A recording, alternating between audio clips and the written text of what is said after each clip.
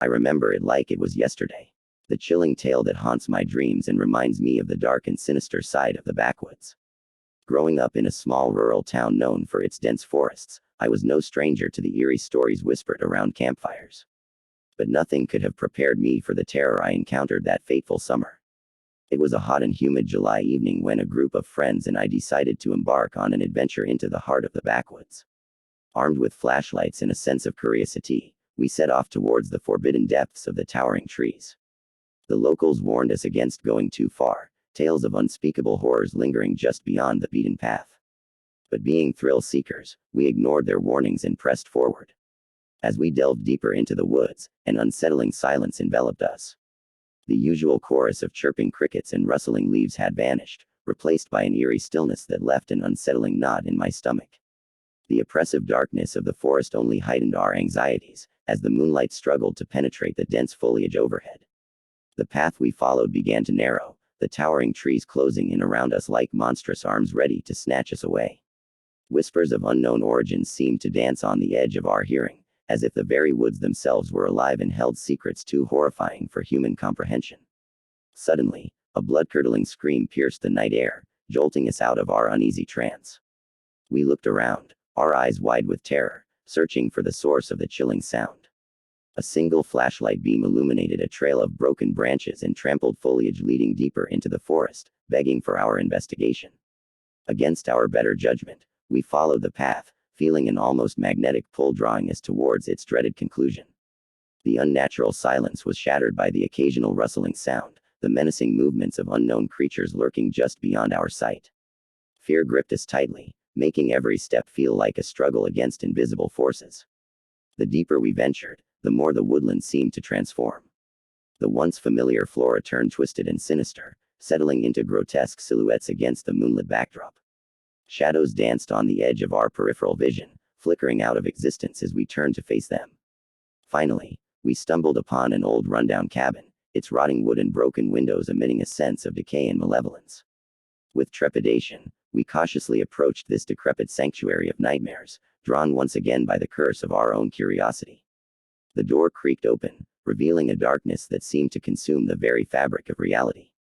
The air inside carried a putrid stench, a mixture of decay and something far more sinister.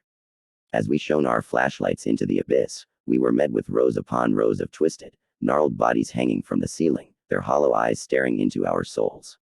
We screamed, both paralyzed by horror and propelled into a frenzied state of panic. Turning swiftly on our heels, we fled from that cursed cabin, the sound of our steps echoing through the desolate woods. The world around us seemed to shift, our perception of reality forever shattered by the madness we had witnessed. The next day, we tried to tell people about our horrific encounter, but our accounts were met with skepticism and dismissive laughter. That cabin, the twisted creatures, it was as if they were unable to comprehend the impossible horrors that lurked within those forsaken woods. Years have passed since that harrowing night, yet the memory refuses to fade. Those backwoods, once innocent and familiar, have become a place of pure terror in my mind. I caution anyone daring enough to explore the darkness that resides within the heart of the forest, for I know all too well the horrors that await the curious and the foolish.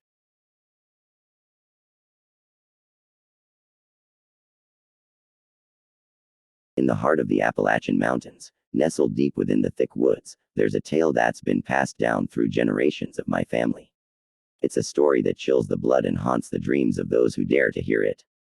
My great-grandfather, an old man with gnarled hands and a voice like gravel, told me this tale on a cold winter's night, as the wind howled outside our cabin. He spoke of a time when he was just a boy, living in the same secluded valley where we now resided. The year was 1937, and the Great Depression had cast a shadow over the land, making the woods a desolate and eerie place. One bitter evening, my great-grandfather and his two older brothers set out to hunt for game to feed their hungry family. They ventured deeper into the woods than they had ever gone before, following tracks that led them to an ancient, dilapidated cabin. Its crooked frame and rotting wood sent shivers down their spines. Against their instincts, they decided to investigate. The air grew thick with tension as they pushed open the cabin's creaking door. Inside, the flickering light of a lantern revealed a scene that would forever haunt their memories.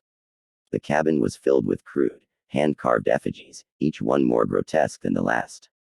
It was as if they had stumbled upon a shrine to something beyond human understanding. Suddenly, a bone-chilling howl echoed through the woods, and the boys felt a presence in the room with them. Petrified, they turned to flee, but the cabin's entrance had mysteriously vanished, replaced by an impenetrable wall of gnarled trees and thorns. Hours turned into days as they wandered through a nightmarish labyrinth of trees that seemed to shift and move. Starvation gnawed at them, and the haunting cries of unseen creatures tormented their sleepless minds. They feared they would never escape the cursed woods. But then, just as suddenly as they had entered, they stumbled upon the cabin again, and this time the entrance was wide open. They burst out into the clearing, gasping for breath, their faces pallid with terror. They never spoke of what they had seen in that cabin, and my great-grandfather's brothers took the secret to their graves. But the horror of that night was etched into their souls, a tale of the backwoods that would forever haunt our family's history. As my great-grandfather finished his story, the wind outside the cabin howled, and I couldn't help but feel that the woods were alive with their own malevolent secrets, waiting for the next unsuspecting soul to venture too far from safety.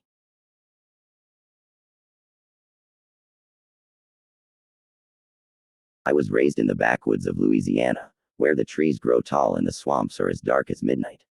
I've always loved the quiet serenity of nature, but there was something lurking in those woods that terrified me to my core.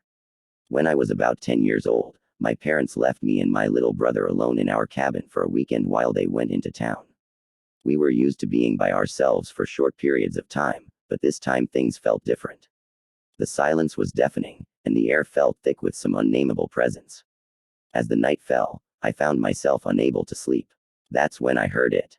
A low growl, deep and guttural, echoed through the woods outside. With every passing moment, the rumble grew louder, until I could feel my entire cabin shaking with its force.